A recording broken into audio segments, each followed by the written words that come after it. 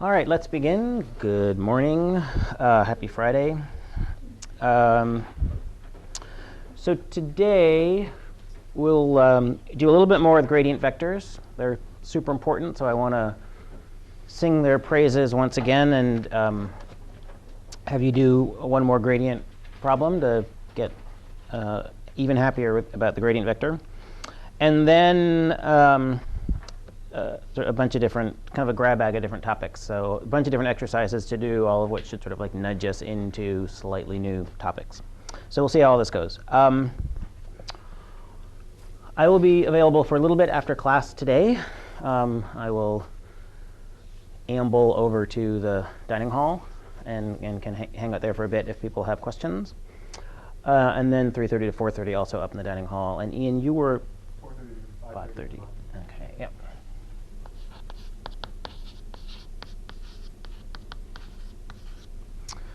A few of the things I want to do after we review the gradient is sort of go back and there are a couple questions that have come up a lot on the homework so far, so a few things that maybe will anticipate some questions you might have on the homework later on.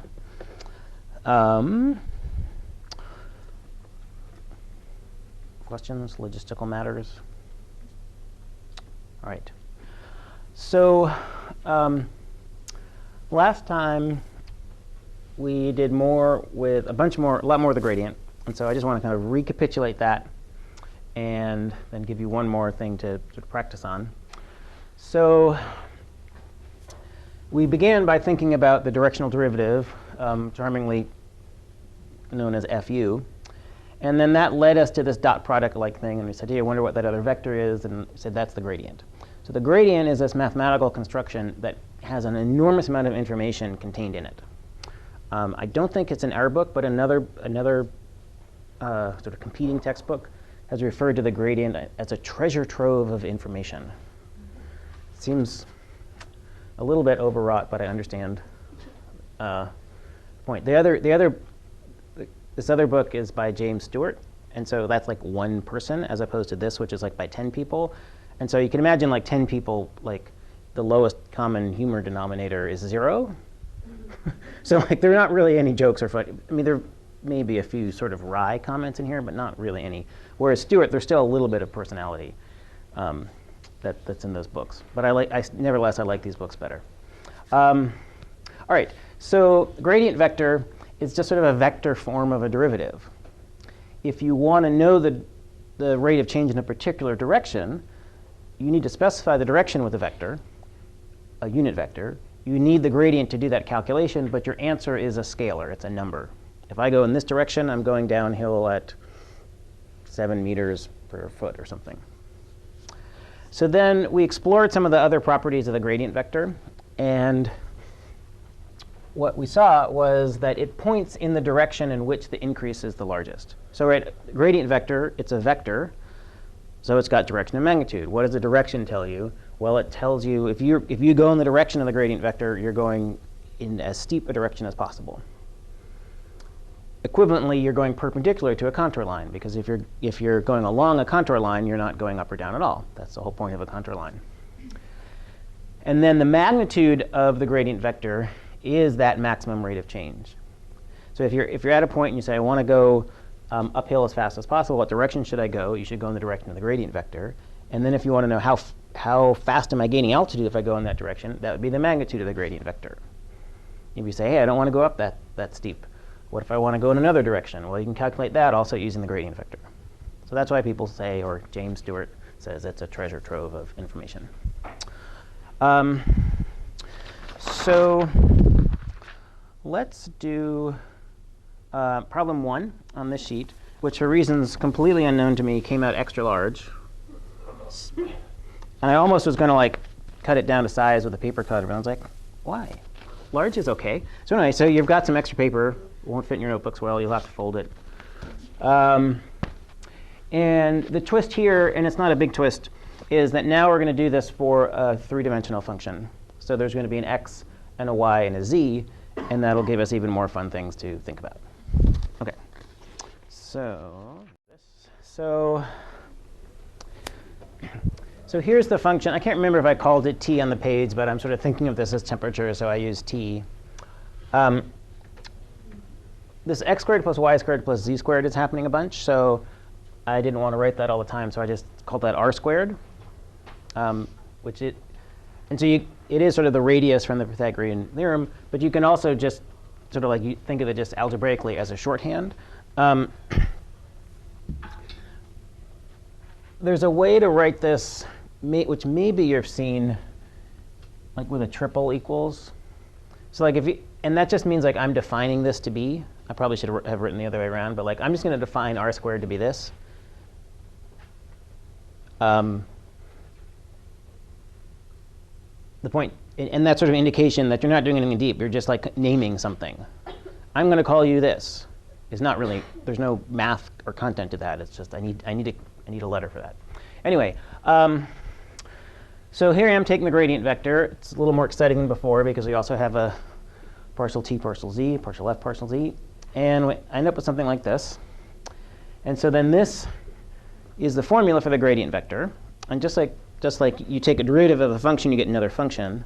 Then you can evaluate that at particular points. Here I'm asking you to evaluate it at 3 different points. So we just plug in x equals 0, y equals 0, z equals 0, and we get 0, 0, 0. And I plug in 1, 1, 1, and I end up with this after. And this is, I mean, we could figure out what this is on the calculator, but that's certainly fine. And then 1, 0, 0 gives me this. So I should mention that hopefully this is familiar. This function is familiar to you. This was one of the vexing problems from last week. And so we decided, hopefully you decided last week, that the level sets for this are concentric circles, concentric spheres centered at the origin. And so this is a function, right? If you can view this as like e to the minus r squared. So when r is 0, when you're at the origin, this is 1, because e to the 0 is 1, just like anything that's 0 is 1. And then this is a decaying exponential. So it decays as you get farther away from the origin. So if you walked from far away straight to the origin along any axis or along a diagonal, you're going to experience temperature going like this. And so then the temperature here is 1. There's a sphere around, centered at the origin, say, where the temperature is 0.8. There's another sphere where the temperature is 0.6. There's another sphere where the temperature is 0.4. So this, a 0 gradient. We say. I mean, anytime in math you do something and you get a 0, that probably means something. It's worth like stopping all the writing and think, OK, wait, 0? Should I have seen that coming? What does that mean? So the picture here is, well, you're at the peak of a mountain, sort of. And so like that would, like if you're at the peak,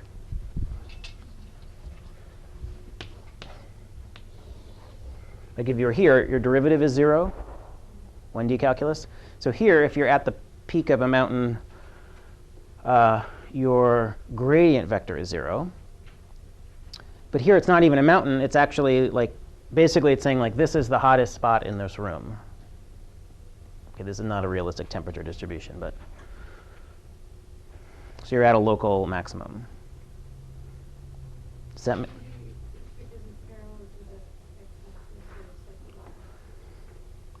I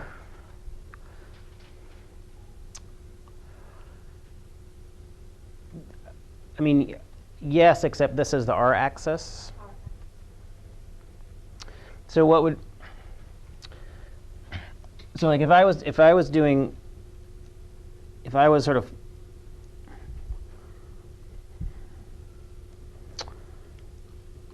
if I was like walking in this way through space somehow, or like like a fly is flying, and it's saying, oh gee, it's a heat-seeking fly. Flies, it's climbing the gradient. Like I want to go where it's warmer because it's really cold, and then it's going to get here at the origin, and then it's going to say, all right, where should I climb now? And the answer is that you're done climbing.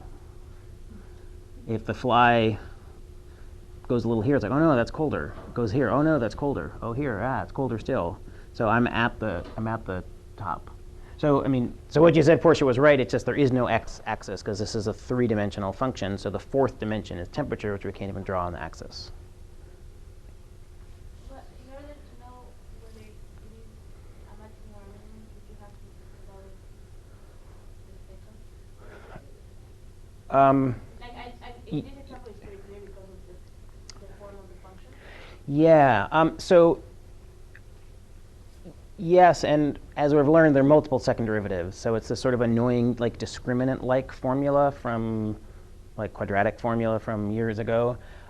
And rather than, and maybe this is why I'm a physicist and not a mathematician, I would say like just draw a picture and see what, like most of the time, like in almost every application I can think of, it's obvious if you're at a maximum or a minimum. Like just make a sketch, think it through or something like that. But there is a formula that I'll probably mention once next week and say, don't rely on this formula, make a picture. But if you ever need to, there's a formula in the book. Yeah. OK, so then we have this one. And let's think about this. This is some number that I don't want to think about, ijk with a minus out front. So this is, oh boy, OK. So I'm at the point 1, 1, 1, 1, 1. So like I'm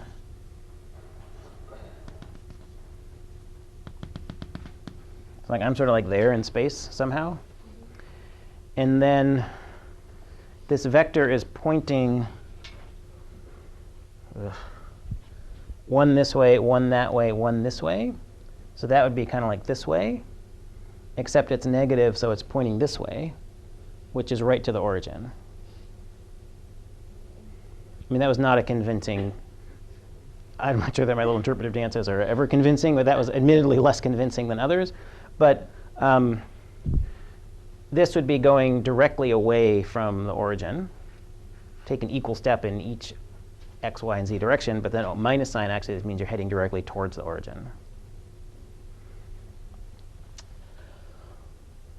OK, and then this one, because y and z are 0, that term becomes 0. That term becomes 0. I just have this. And let's sort of jump ahead to this. So now imagine, OK, so gradient vectors let you calculate directional derivatives. So suppose you wanted to know what is the rate of change in the minus z direction. So I'm at the point 1, 0, 0. That's on the x-axis. So that means I'm right here. And if I go straight down, what happens? So the unit vector, the direction I'm choosing to calculate, is minus k hat. The gradient vector is this thing. And when you dot those two together, what do you get? 0, right. So again, anytime there's a 0, we think, oh, wait a minute, that's probably not a coincidence. So remember, the level sets for this are concentric spheres. If the heat-seeking bug wants to seek heat, because that's what heat-seeking bugs do, it's going to go right towards the origin. If you have a different bug that is afraid of change, it would want to go perpendicular. So in other words, if you head straight to the origin, you're getting warmer. If you stay the same distance from the origin and stay on that sphere, you are not getting warmer or colder at all.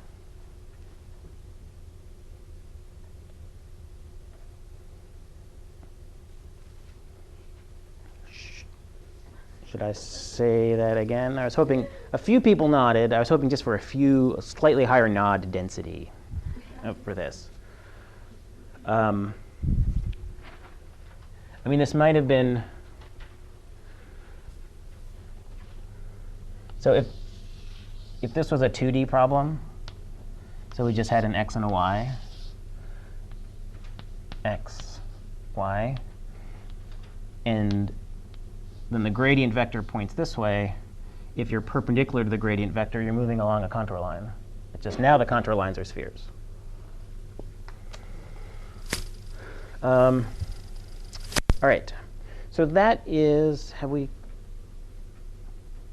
So I think that's problem one. The overall shape of the gradient vector field is that it's always pointing in towards the origin, because that's the sort of hottest part, and it's symmetric in terms of R. All right.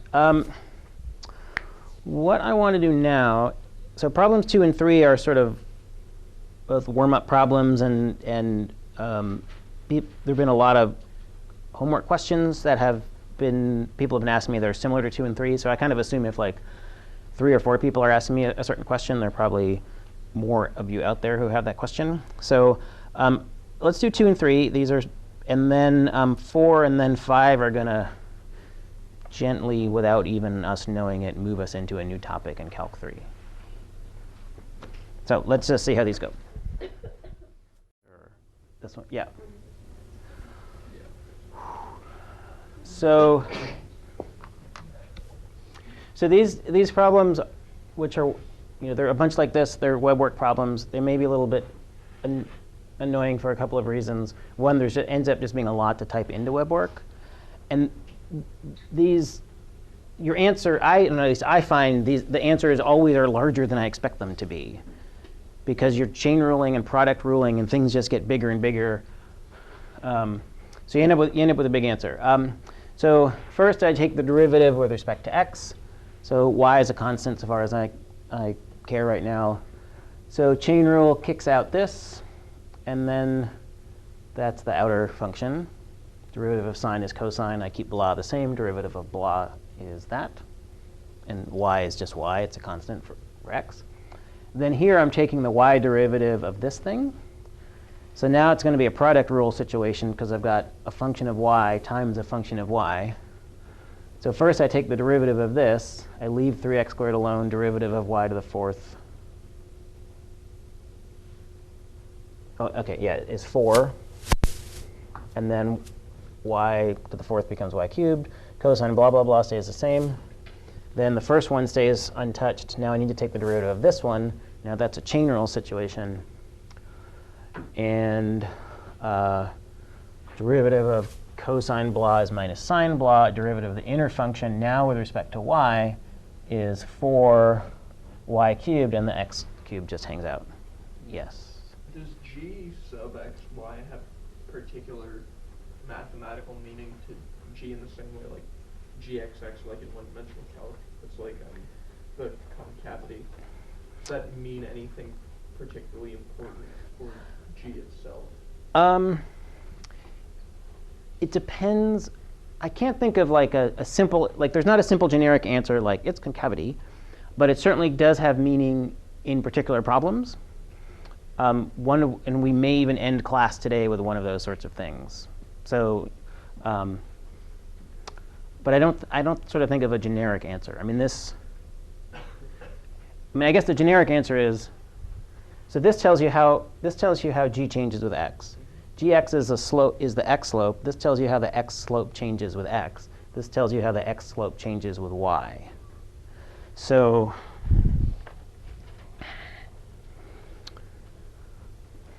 sorry, I'm like getting the scene set in my head here. So we've got x and y. And then I'm at the point, and I could calculate gx, and I'll say, oh, hey, there's a certain slope here. Huh. And then gxx would tell me, am I like this, or am I like this, concavity? Gxy would tell me, OK, here's my slope, but if I go over here in the y direction, what happens to my x slope? Does that sort of go up or down as I move in the opposite direction? So I don't know that there's a particular name for that. But that's sort of what it's capturing. And again, in different settings, it might have different sort of physical or geometric interpretations.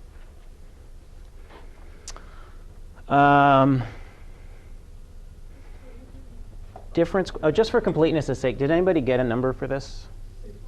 6.1. 6.1, OK. Right, yep. So this is just a reminder, derivatives are just difference quotients. It's a rate of change of a function. So there's a web work problem where you have to do something like this, but with two variables instead of one variable. So you just do it for two variables instead of one variable. I don't know. And I think a lot of it is just remembering what this mouthful difference quotient, this very non-graceful term, I guess it's better than calling something FU, but I don't know. Anyway. But anyway, exactly what a difference quotient means. Oh, it's that subtract and divide thing.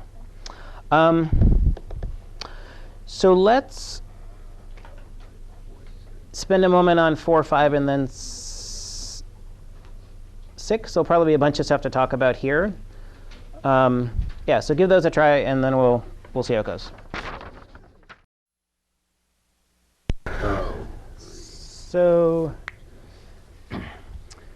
So here's sort of the dilemma for this one. We've got an area, and area depends on the side.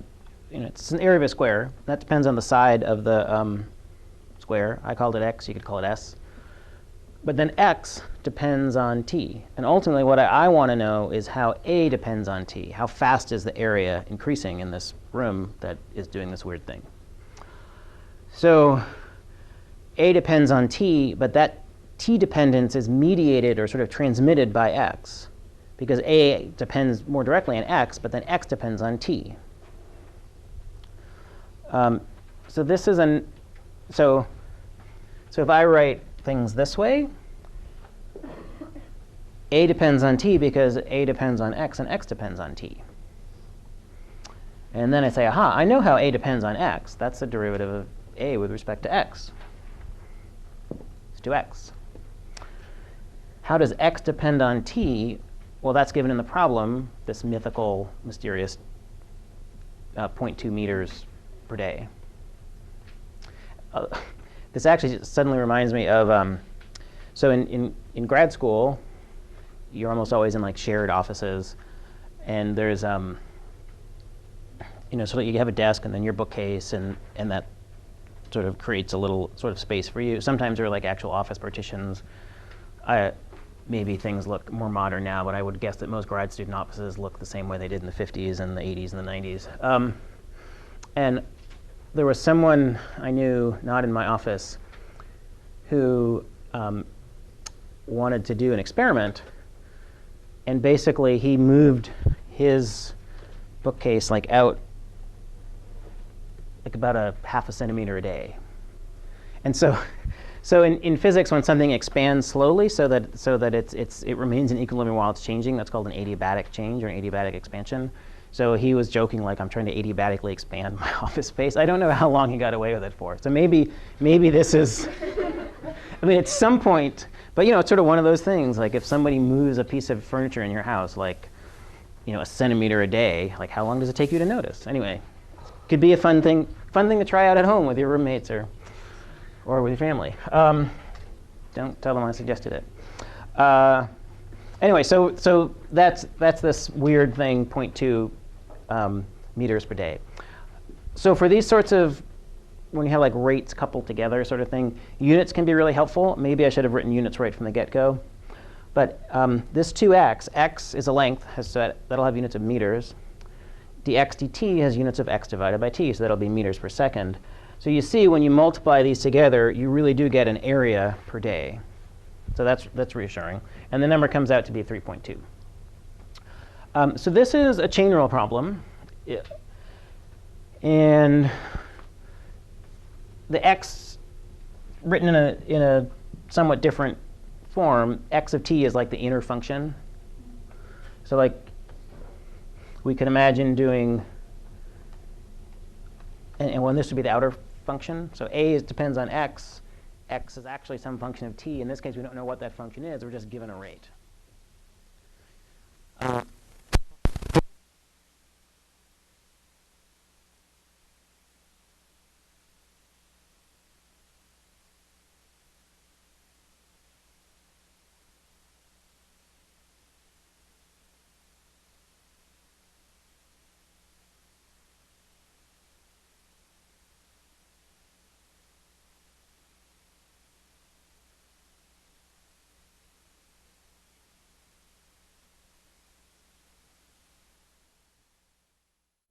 So before we get bogged down in arithmetic, here's the story. So I think the way to approach these problems is talk to yourself how I was trying to convince you to talk to yourself for this one. So we say, OK, well, what's going on? Well, f depends on a, but a depends on t. So that's going to mean that f's going to depend on t. F's going to change in time.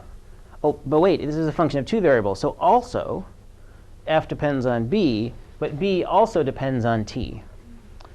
So what have I got going on? So I've got t dependence being transmitted by both a and b. So this is dealing with the a part.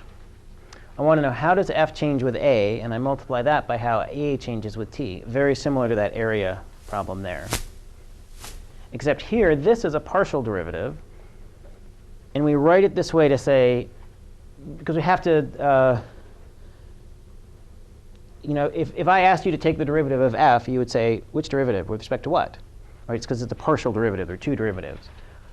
Here, if I asked you to take the derivative of a with respect to t, you don't have a function for it, but a just depends on t. So this is like a Calc 1 thing. This is a Calc 3 thing. Oh, but wait, we're not done. We've also got t dependence mediated by b. So f depends on b, but b depends on t.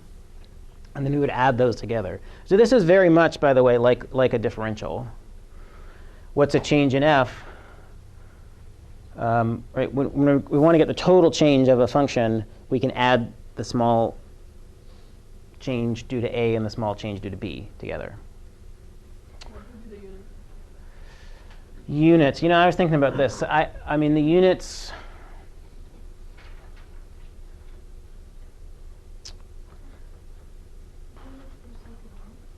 They're all going to be, whatever f is, it's all going to be units of f per second. Because the b units are going to cancel and the a units are going to cancel. So that's sort of all we can say in this case, because there aren't any actual units that I put in the problem. So then we say, all right, well, if a happens, at the moment when a equals 3 and b equals 4, if we're told that dA dt is 2 and dB dt is 3, minus 3, well, then we just plug in and do calculator stuff. And there's an emerging consensus that the answer is minus 528. Oh. So let me show one way to think of it. So this is a multidimensional chain rule that you just did. And some people like these diagrams.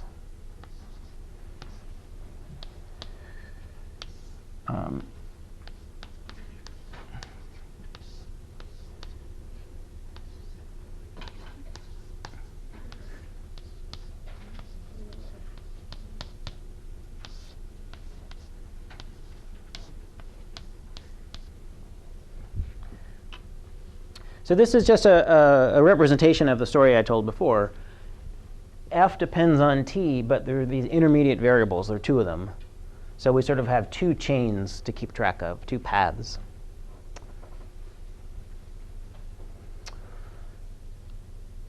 So questions on this? All right, so let's now try the next problem, which will be a different chain rule. So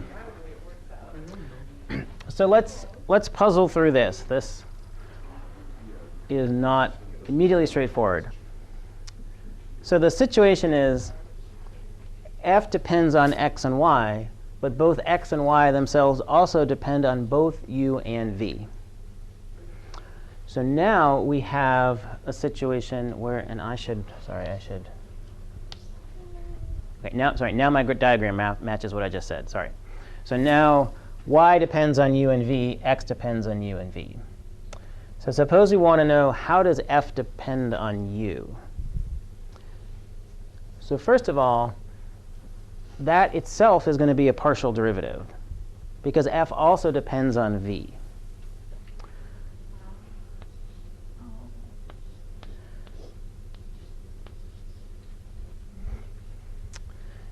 So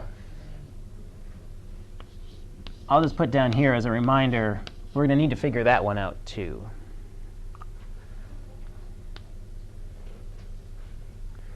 All right, so how or why does f depend on u? Well, there are two reasons. F depends on u because f depends on x, and x depends on u. And f depends on u because y depends on u, and f depends on y. I guess I can sort of see why these diagrams are useful, because it avoids long sentences like x depends on you and you depend on x, and if I depend on you and you depend on me, then x depends on z.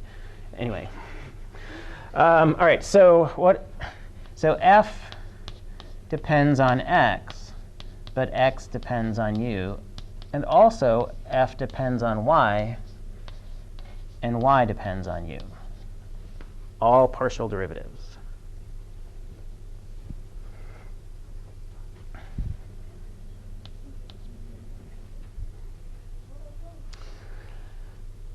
And then we say, all right, what's the deal with f and v? Well, actually, it's really similar. So f depends on x, but x depends on v. And also, f depends on y, but y depends on v.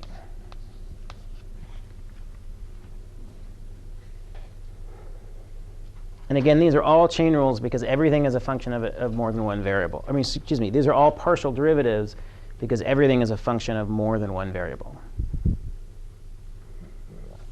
Here we could write a total derivative because end of story. B depends on t. That's all B depends on. Yeah. So do the partial x's and the partial y's not cancel? So that would not be synonymous with that partial f over partial x times partial x over partial u would not be synonymous with partial f over partial u. I think when they cancel, you need partial x with partial u. Do they cancel? Yeah, I mean, so this is one of these things like we write these because derivatives are like essentially fractions, but they're not exactly fractions. So I think what Tarzan is saying is that if you cross this off and cross this off, it looks like you have partial f partial u equals 2 partial f partial u. Yeah. And so I think that's a case where interpreting these too literally as fractions leads you astray.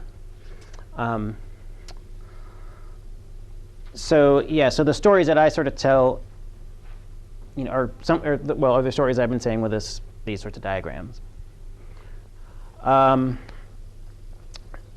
So one thing to note that is sort of exciting is that there are many, many different chain rules in multiple dimensions. There's just one chain rule.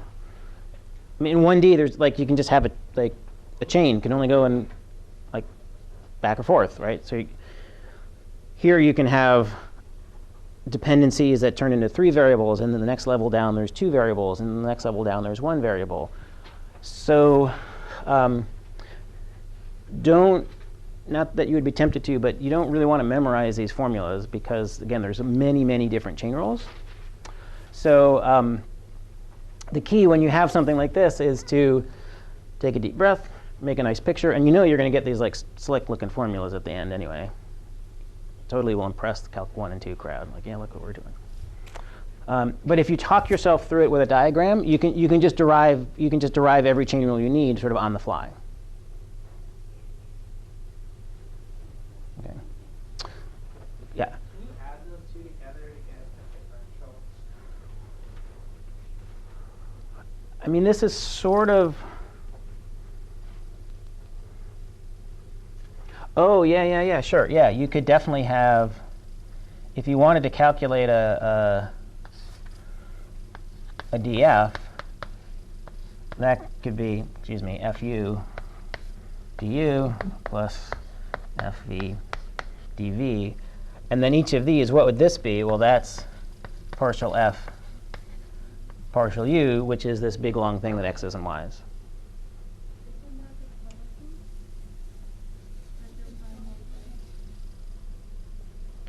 This is the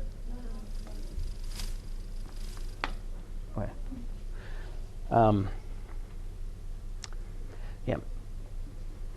So the homework for next week will have a couple of hopefully fun problems like this where you're deriving new chain rules on the fly.